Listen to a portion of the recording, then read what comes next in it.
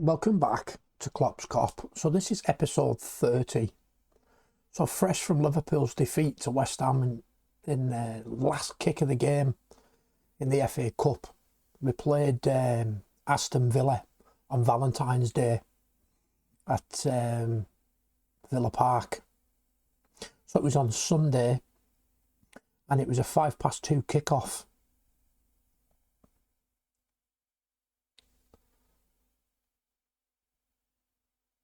For Liverpool, there was good news on the team sheet.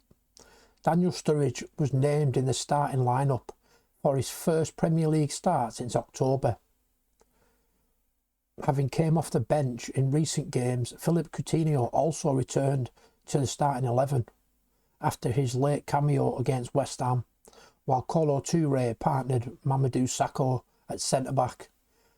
The starting lineup had an average age of 26 to 34, with Jordan Henderson leading the side as captain. Aston Villa, managed by Remy Gardé, were rooted to the bottom of the Premier League table and fighting to avoid relegation. They had picked up some positive results in previous weeks, including wins over Tottenham and Bournemouth, but remained in a precarious position. Their starting 11 included former Manchester City defender Micah Richards and Gabriel Agbonlahor leading the attack with an average age of 26.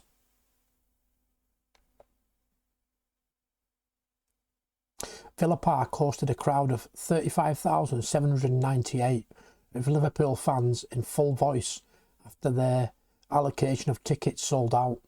The atmosphere was tense early on, with home supporters hoping for another upturn in form, while Liverpool fans were looking for a response.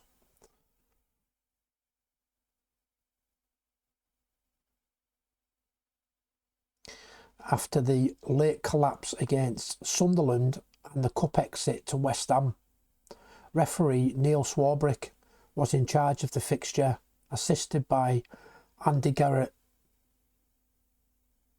and Konstantin Hatzidaust, with Mike Jones as fourth official. After a slow start from both sides, Liverpool broke the deadlock in the 16th minute.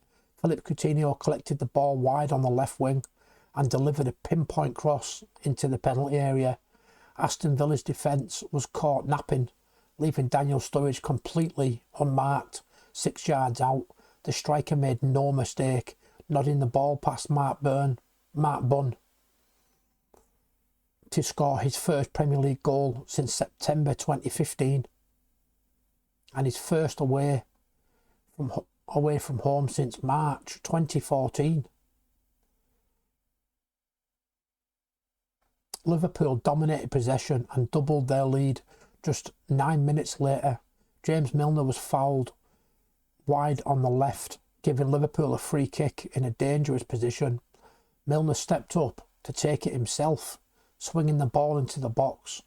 Mamadou Sakho climbed highest but didn't make contact, and the ball evaded everyone before rolling into the far corner of the net to make it 2-0. Aston Villa tried to respond, with Idris Gueye and Ashley Westwood working hard in midfield, but they struggled to create clear chances. In the 42nd minute, Leonardo Bacuna was shown a yellow card for a late challenge, and just before half-time, Mark Bunn made a fine save to keep out a curling shot from Sturridge and looked destined for the top corner. The score remained 2-0 at the break, with Liverpool firmly in control.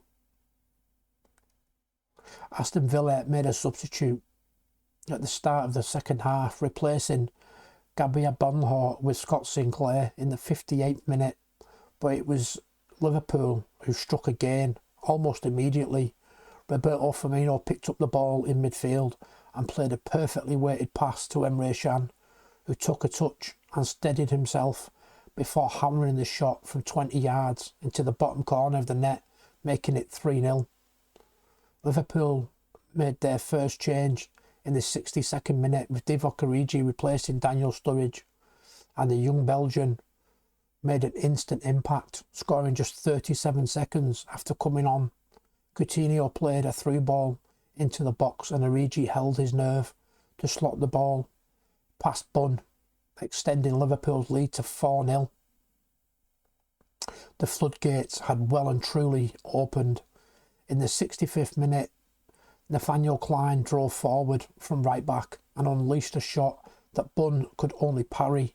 Origi was bundled over as he tried to follow up, but Klein was on hand to force the ball home and make it 5-0. Ashley Westwood was shown a yellow card for a foul moments later as Villa's frustration grew. Klopp made 2 more changes in quick succession. Kevin Stewart replaced Coutinho in the 66th minute,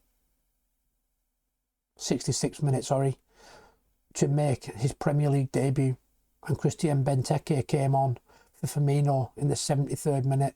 Before Benteke could even get involved, Liverpool added a 6th goal in the 71st minute. Jordan Henderson delivered a corner into the box and Kolo Touré rose highest to head home, the Ivorian defender finally scoring his first goal for Liverpool after joining the club in 2013. The remaining minutes of the game were played at a slower pace, with Liverpool comfortably controlling possession. In the 77th minute, Jordan Vertut was shown a yellow card for a foul on Roberto Firmino, and Kevin Stewart received a booking in the 84th minute for a late challenge. Aston Villa made their final substitute in the 85th minute, replacing Micah Richards with Alan Hutton. When the final whistle blew, the scoreboard read 6-0 to Liverpool, their biggest away win in the Premier League since their 6-0 victory over Fulham in 2013. The win lifted Liverpool to 8th place in the table, while Aston Villa remained 20th, 6 points from safety. Speaking after the game, Jurgen Klopp praised his team's performance, saying, "We played really good football, especially in the second half. Daniel was brilliant. It was great to see him score. The whole team worked hard and deserved this win." For Aston Villa manager Remy Gard, it was a tough afternoon. He admitted his side had been second best and needed to improve quickly to avoid relegation. The match would be remembered as a standout performance in Liverpool's season, showcasing the attacking quality at Klopp's disposal and giving fans a much needed boost after a difficult few weeks. So there you go. That's episode 30. 6-0 against Aston Villa. What a result that is. But I don't think we'd do that now, would we? Villa are flying. So the next game will be episode 31, and it's the Europa League against Augsburg.